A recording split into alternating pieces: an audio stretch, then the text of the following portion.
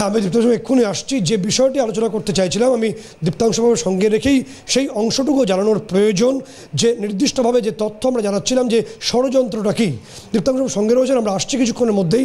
ষড়যন্ত্রটা হলো যে ব্লুপ্রিন্ট রচনা করা হয়েছে, যে এই যে বা রাষ্ট্রপতি শাহাবুদ্দিন চুপ্পুকে সেখান থেকে তাকে অপসারণ করে এই পদে অর্থাৎ একটা অন্তর্বর্তী সরকার গঠন করা হবে, সেই সরকারের মাথায় বসবেন, অর্থাৎ সেই সরকারের মাথায় বসানো হবে অসুস্থ খালেদা জিয়াকে।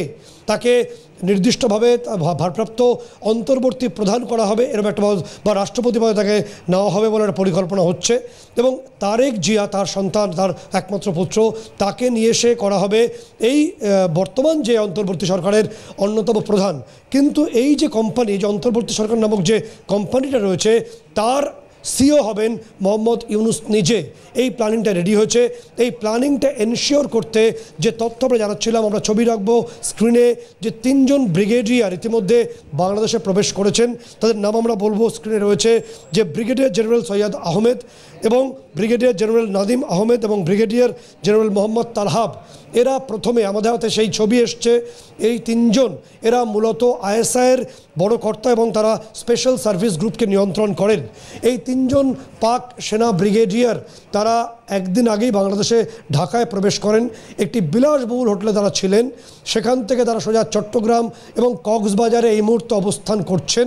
তাদের অবস্থান পাওয়া সেখানেই গেছে এবং সেখানের যে রামু ক্যান্টনমেন্ট অর্থাৎ রামু সেনানিবাস, আমরা স্ক্রিনে রাখার চেষ্টা করব, ঢাকার রামু সেনানিবাস, যেটা 10 নম্বর সেনা ব্যাটালিয়নের ডিভিশনের মূল ঘাঁটি, সেখানেই 3 জন ব্রিগেডিয়ার রয়েছেন। কারণটা হলো যে মূলত যেটা জানা যাচ্ছে, কোনো একটি বৃহৎ রাষ্ট্র এই 3 জন ব্রিগেডিয়ারকে পাঠিয়েছে।